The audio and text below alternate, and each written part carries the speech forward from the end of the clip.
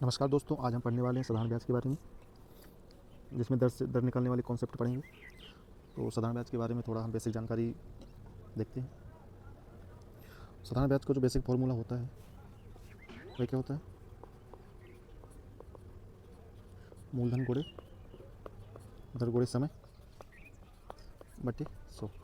ये आपको बेसिक है तो सभी को पता ही होगा। और इसी से हमें अगर दर निकालनी है तो दर बराबर क्या हो जाएगा? ब्याज बटे मूलधन गुणे समय मल्टी 100।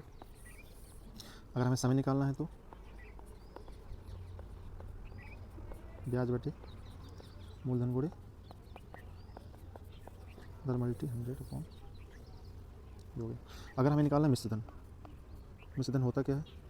यानी अमाउंट। मिश्रधन है जो आपका मूलधन है, उसमें जो आपको ब्याज मिले, उस दोनों को जोड़ करके जो बनता है वो कहलाता है आपका मिश्रधन, यानी मूलधन प्लस ब्याज। ये आपका क्या कहलाएगा?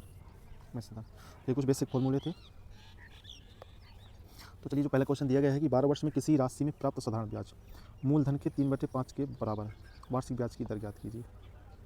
मूलधन के 3/5 के बराबर, 3/5 के बराबर जो मूलधन के है तो वो आपका बेस हो गया क्या? मूलधन। तो 5 आपका क्या हो गया? मूलधन। और साधारण ब्याज आपका कितना हो गया? 3। तो दर निकालनी है। दर बराबर मैंने क्या बताया था आपको? ब्याज बटे मूलधन गुणे समय 100। तो आपका ब्याज कितना है? 3 रुपये। मूलधन 5 रुपये, समय 12। आपने पूरी वैल्यू रख दी। अब इसको आप सॉल्व कर दीजिए। 3 चौक 12, 5 चौक 20 पंचे 100। यानी आपको जो दर की है वो आपकी आ गई 5%। आपका जो दूसरा क्वेश्चन दिया गया वो दिया गया कि 24 रुपये समान मूलधन पर 4 वर्ष में ए व बी से प्राप्त साधारण ब्याज का अंतर 36 रुपये है, तो वार्षिक ब्याज की दर ज्ञात कीजिए। तो ये दूसरा मतलब निकालना ब्याज की दर ही है, लेकिन इसमें अंतर दिया गया है। तो 4 वर्ष का अंतर 36 रुपये है, तो 1 वर्ष का ब्याज का अंतर कितना हो जाएगा? 9 रुपये। और जब इस तरह का अंतर वाला दिया जाए तो उसमें क्या आपका दर निकालने के लिए कौन सा फॉर्मूला यूज करेंगे? जो आपका डिफरेंस दिया गया हो, किसका? इसका ब्याज का, और बटे मूलधन। ठीक है। तो कितना है? 9 रुपये। 1 साल का मूलधन कितना है? 24 रुपये। इसको आप सोल्व करेंगे। 3 तिरका 9, 3 और 24, यानी आएगा 3/8।